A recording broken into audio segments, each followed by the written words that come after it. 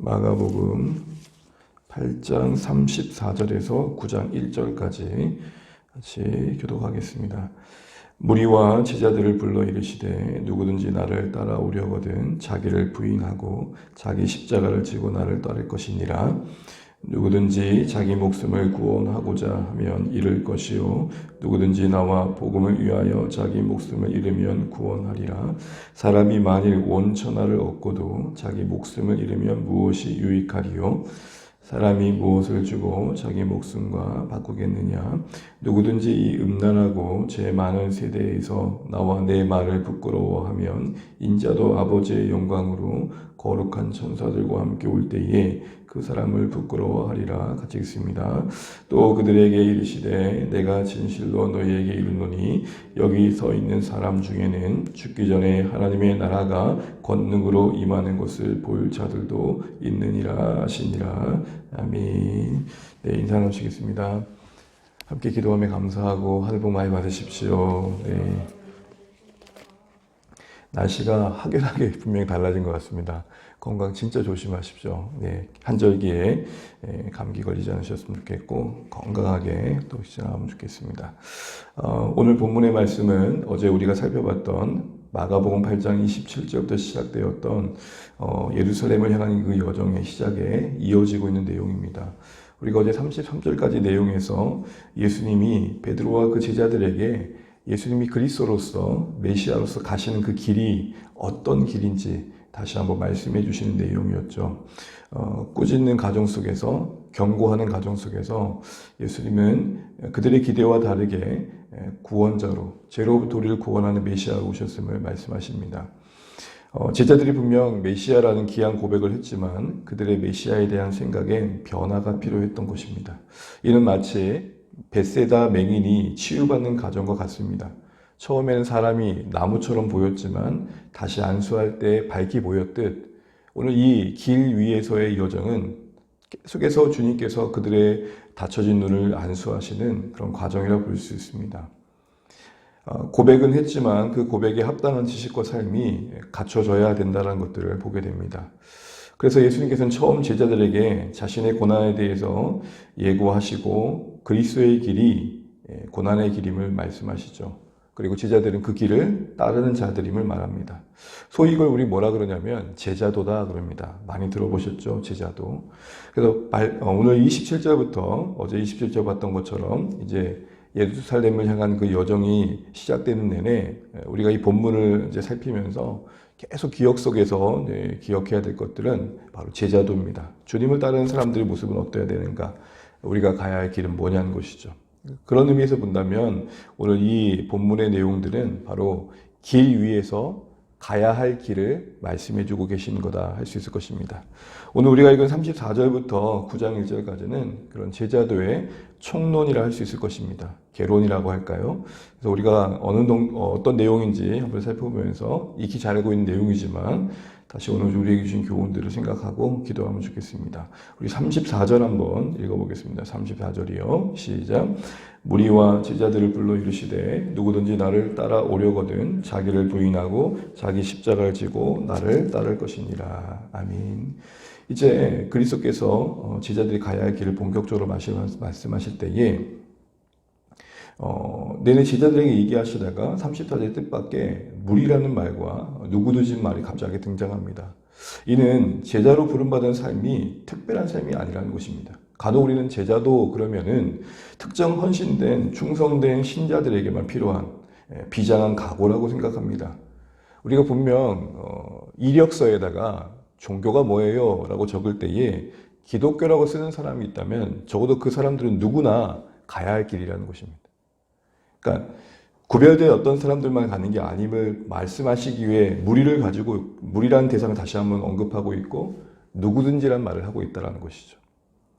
그럼 여러분 주님의 길을 따르는 제자의 길에 그 모습에 요구되는 게 무엇입니까? 주님을 따른다는 게 뭡니까? 두 가지를 말씀하시죠. 첫 번째는 나를 부인함. 이는 내 욕망과 욕심을 부정함입니다. 두 번째는 뭡니까? 자기 십자가를 지는 겁니다. 이거는 좀 더 긍정적으로 하나님의 뜻에 아멘 하는 것입니다. 근데 실제적으로 우리 안에 우리의 원함과 바람이 있기에 그 하나님의 뜻이 충돌할 때가 있죠. 나는 건강을 원하는데 주님께서는 섭리 가운데 아픔을 주셔서 주님만을 바라보게 하십니다. 나는 성공을 기대했는데 실패라는 고통 속에서 우리를 겸손케 하십니다. 나는 그래도 말 잘 듣고 자기 일 잘하는 순종하는 자녀를 기대했는데 때로는 그렇지 않은 자녀들을 통해서 우리 인생 속에 인내와 기도의 시간들을 배우게 하십니다. 나는 어떻게 보면 통쾌한 역전 복수를 기대했는데 끝없이 용서를 말씀하십니다. 이제는 좀 쉬고 싶은데 힘든 수고와 헌신의 자리를 또 요구하십니다. 낮고 천한 자리, 손해보는 자리, 눈에 뻔히 보이는 불이익을 알고도 피할 수 없는 자리로 우리를 인도해 가실 때가 있습니다. 이처럼 우리 각자에게 십자가가 있다는 것이죠. 한마디로 십자가를 진다는 것은 하나님 뜻 앞에서 죽어지는 것입니다. 그래서 여러분 갈라디아서 5장 24절에 보면 이렇게 말씀합니다. 우리 한번 찾아서 읽어보실까요? 갈라디아서 5장 24절입니다.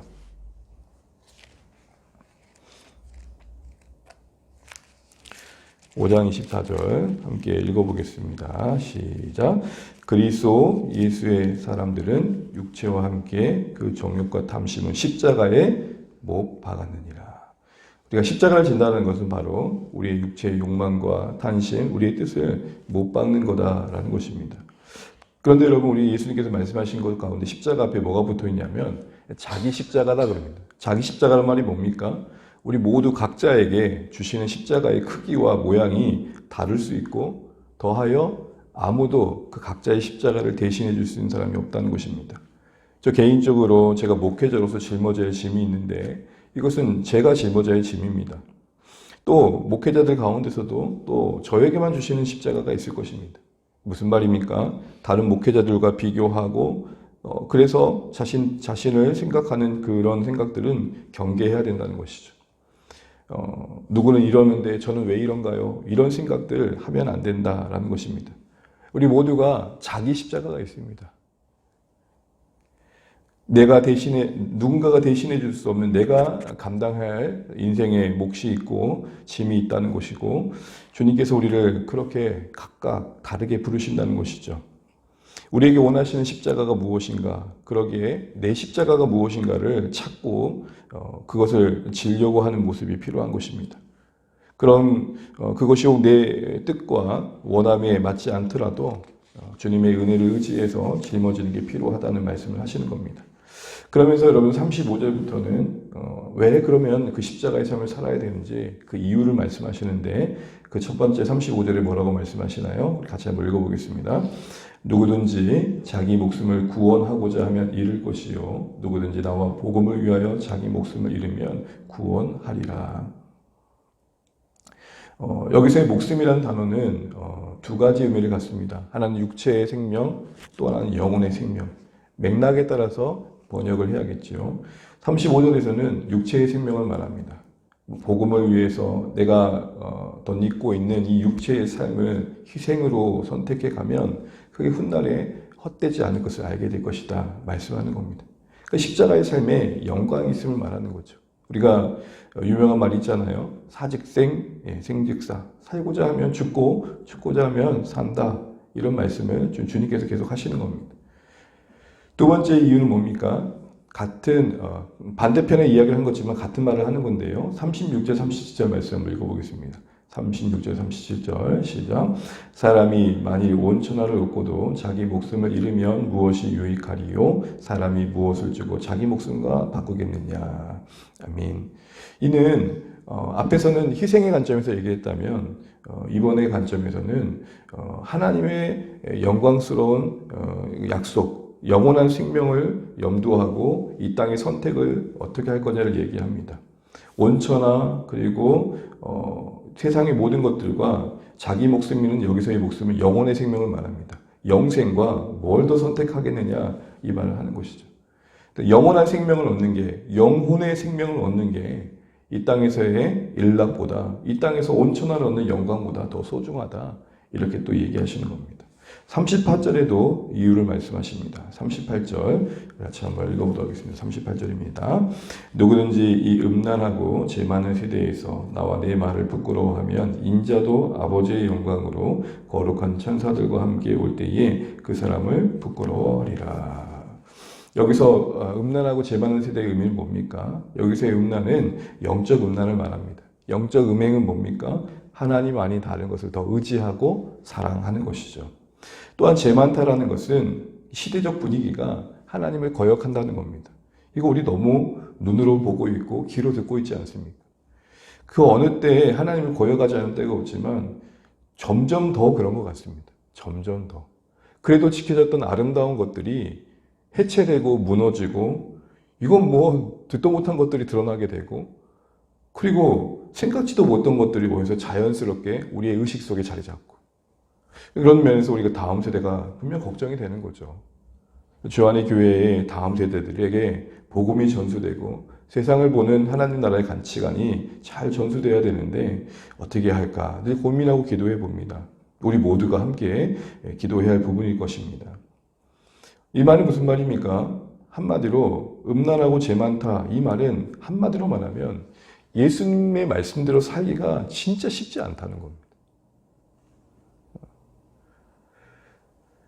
잠시 명예롭고자 하늘에 속한 신분을 그러기에 포기하면 그게 쉽지 않다고 포기하면 그런데 그게 훗날에 수치가 되는데 영원한 수치가 될 것이다 말하는 겁니다.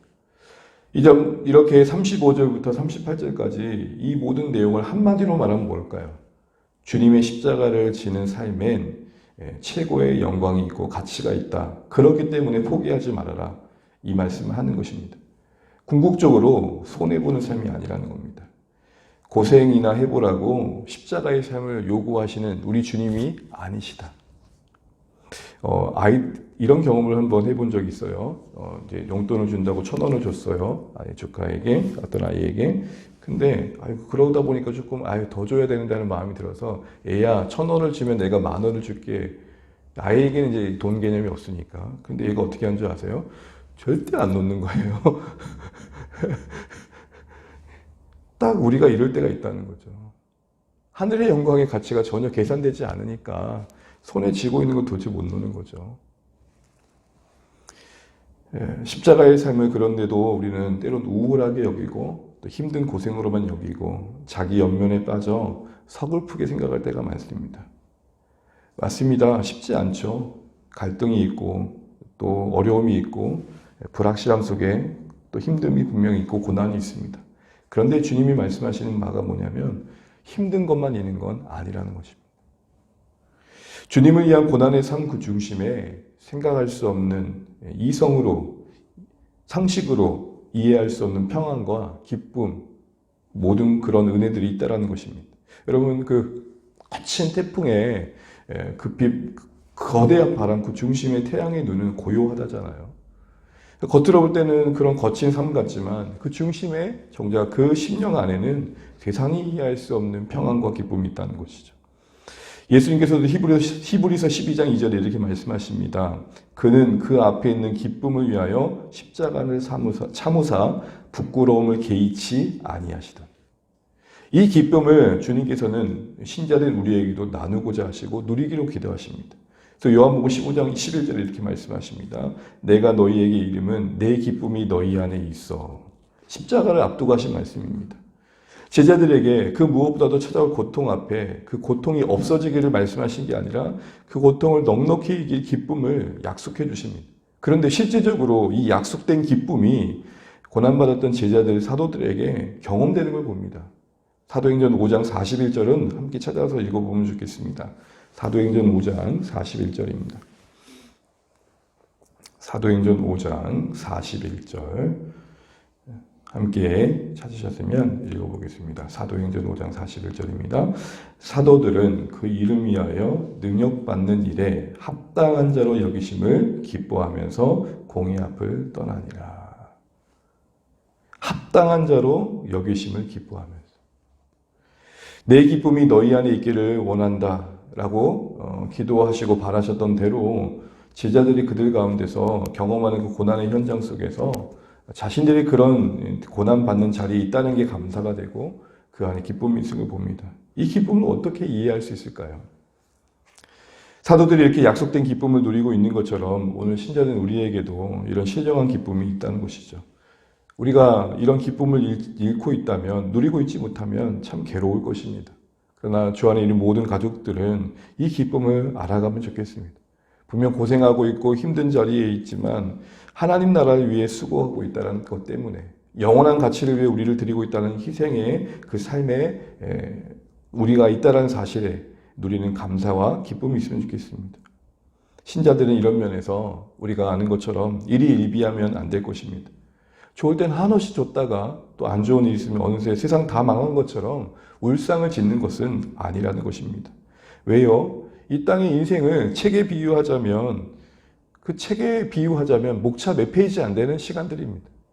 아직도 본론이 펼쳐지지 않는 시간 속, 영원한 삶에 비하면 잠시 있다가는 인생들 속에 우리가 일희일비한다는 게 웃기다라는 것입니다. 물론 인생이 고납니다. 그러나 그것을 넉넉히 이기고 감당할 소망도 있다는 것도 잊으면 안 된다는 것이죠.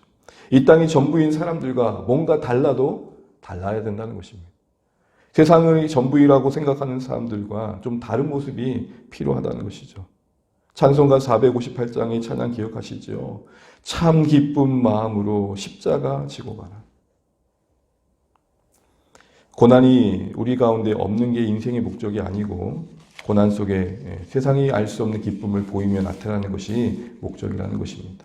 그러면서 주님께서는 제자들에게 이런 모든 영광스러운 약속과 함께 그런 실제적인 또 하나의 이야기를 하시면서 십자가의 삶을 권면하십니다. 우리 9장 1절 말씀 읽고 마치겠습니다. 9장 1절입니다. 시작. 또 그들에게 이르시되 내가 진실로 너희에게 이르노니 여기 서 있는 사람 중에는 죽기 전에 하나님 나라가 권능으로 임하는 것을 볼 자도 있느니라. 아멘. 여기서 하나님 나라가 권능으로 임한다라는 것, 죽기 전에 본다라는 것에 대한 해석은 여러 가지인데요. 곧 이어지는 본문에 높은 산에서 예수님이 변모하시는 영광스러운 모습을 보는 것으로 이해하기도 합니다.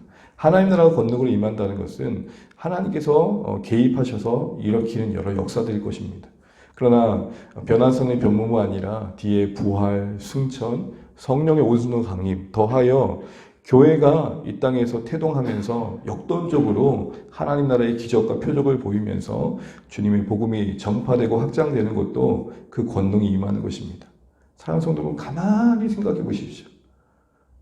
저 갈릴리 그 조그마한 구석에서 복음이 시작되어서 예루살렘에서 시작된 그 교회가 수천 년의 역사 속에 지켜지고 전해지고 그리고 오늘 숨겨진 땅이라고 할 수 있는 아무도 몰랐던 이름도 몰랐던 조선 땅에 심겨지고 뿌려져 오늘 주안의 교회 가지고 이어진 걸 보게 되면 너무 놀랍습니다. 그렇지 않습니까? 옛날에 군대에서 이런 노래를 부른 적이 있습니다. 제목을 생각 안 나는데 밟아도 불이 뻗는 잔디불처럼 잔디불처럼 잔디를 밟아도 잔디는 자라는 것처럼 교회는 박해를 받아도 오히려 희한하게도 살아났다는 거죠. 그게 뭐죠? 하나님 나라의 권능입니다. 우리가 이걸 보지 못하면 세상의 권능 앞에 주눅들겠죠. 무슨 말입니까? 주님은 말씀하는 거예요. 제자들아, 교회야 역사의 대세는 하나님 나라다. 교회를 통해 이루어가신 그 하나님의 나라를 주님께서는 그 역사의 종말에 반드시 이룰 것이다. 여러분, 우리가 마지막을 영어로 end라고 그러잖아요. 이 end, 끝. 근데 끝이라는 단어의 또 다른 의미가 뭔지 아시죠? 목적입니다. 우리가 말하는 끝은 그냥 시간적으로 역사가 종단되어지는 게 아니라 하나님께서 이 땅에 계획하신 목적이 성취되는 날입니다. 그날이 온다는 것입니다. 그게 하나님 나라의 권능이 임하고 있음 속에 바라봐야 했을 교회의 시선이었던 것입니다. 누군가는 이 세상은 한없이 진화한다 그럽니다. 정반합. 그래서 역사는 더 나아질 것이고 이 땅은 나아질 거라고 말합니다. 이게 무너졌던 시점이 언제입니까? 숱한 세계대전을 지나면서 인간이 소망을 잃죠. 휴머니즘의 어떤 유토피아에 대한 기대가 다 무너지죠. 또 어떤 이는 계속해서 우리 인생은 무한순환한다고 합니다. 여러분, 기독교의 역사가는 시작과 끝입니다. 끝은 사라짐이 아닌 새하늘 새 땅의 시작, 그 목적의 성취인 것입니다. 이런 관점에서 오늘 하나님 나라가 권능으로 이거에 임하고 있다는 현실을 믿음으로 보면서 이 영적 대세인 하나님 나라를 함께 이루어가는 일에 참여해가는 게 지혜이다, 이 말씀을 하고 계시는 겁니다. 그러니 십자가 회피하지 말아라. 십자가의 고난을 통해 이루신 교회와 그 하나님 나라의 일에 참여하기를 기뻐해라, 이렇게 말하는 것입니다. 여러분, 대세를 잘 분별하시고 주의 나라의 역사에 믿음으로 함께 가실 수 있는 우리 모두 되시기를 주의 이름으로 축복합니다. 찬양하겠습니다. 찬송가 524장입니다. 갈 길을 밝히 보이시니 주님께서 보이시는 그 길을 따라가는 우리 인생 되기 원합니다. 찬양하시고 기도하겠습니다. 524장 찬양드리겠습니다.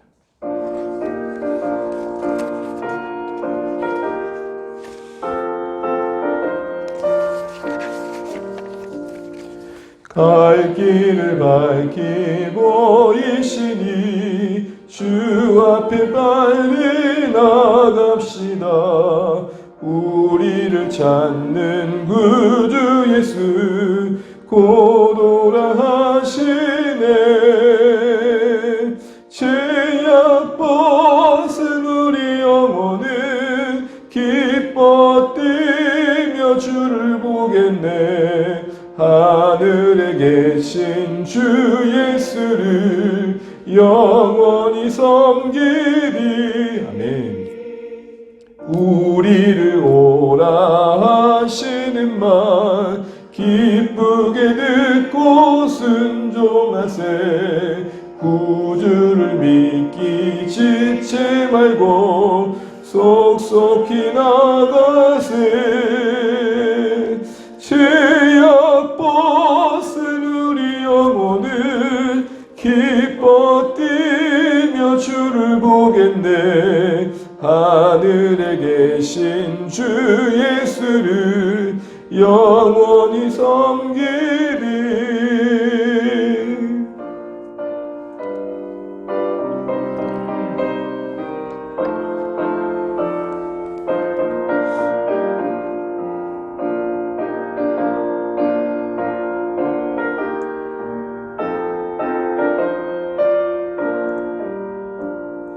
주 오늘 여기 계시오니 다 와서 주의 말씀 드세. 듣기도 하며 생각하니 참 진리시로다. 죄악 벗은 우리 영혼은 기뻐 뛰며 주를 보겠네. 하늘에 계신 주 예수를 영원히 섬기리.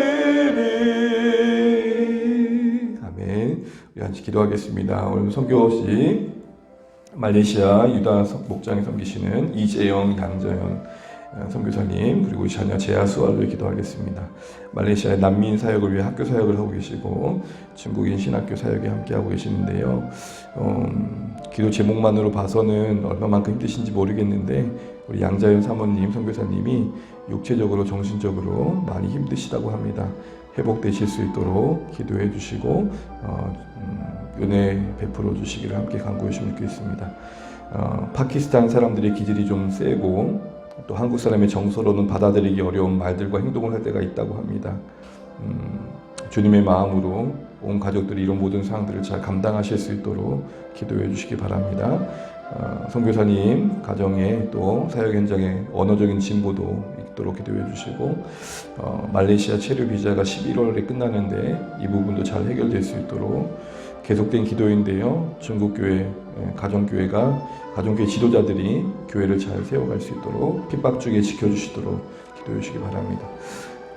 선교사님들의 기도를 나눌 때마다 또 십자가를 지고 살아가는 그분들의 삶이 우리에게도 도전이 되는 것 같습니다. 동일하게 오늘 말씀대로 주안의 가족들도 십자가의 삶이 고생하는 삶, 우울한 삶, 손해보는 삶이 아니라 영광이 있고 생명이 있고 약속이 있고 또 하나님 나라의 대세에 참여하는 길임을 알고 믿음으로 참여할 수 있는 우리 될 수 있도록 기도하시면 좋겠습니다. 그리스도께서 가신 그 길이 우리가 가는 길이 될 수 있도록 우리에게 은혜를 달라고 기도하시면 좋겠고, 이를 통해서 계속해서 복음의 진전을 이루어가는 주안의 교회 되도록 기도하시기 바랍니다. 특별히 이제 어느새 또 9월이 저물고 10월, 11월 바라봅니다. 주안의 교회가 이제 또 하나의 사역도 전망할 때에 하나님 지혜롭게 잘 준비해 갈 수 있도록 함께 은혜를 달라고 기도해 주시면 좋겠습니다. 그리고 VIP를 품고 또 섬기는 마음들 우리 가운데 부어주시도록, 또 사랑하는 가족들 위해 기도해 주시고, 또 울산 땅을 위해 기도해 주시고, 또 각자의 기도 제목까지 좀 기도하시다가 또 이 시간 함께 오늘도 주님 안에서 승리하시는 복된 날 되시길 바랍니다. 같이 기도하시겠습니다. 하나님 아버지, 은혜를 감사합니다. 우리 말레이시아 유다 목장교회 섬기시는 이재영, 양자영 선교사님을 위해 기도합니다. 중국 사역의 현장에 동참하고 계시고, 또 말레이시아에서 난민들을 섬기고 계시는데, 하나님 우리 사모님 양자영 선교사님 육체적으로 정신적으로 많이 힘들다고 하시는데, 하나님 힘 주시고 이겨낼 수 있는 마음 주시고 은혜를 베풀어 주시기 원합니다. 고난 육체에 하나님께 위로하여 주시고, 하나님 그 십자가의 길이 지치지 않도록 하나님 생명의 길임을 다시 한번 볼 수 있도록 은혜 주시고, 특별히 우리 선교사님 가정에 필요한 물질과 또 여러 형편들을 살펴주시기 원합니다.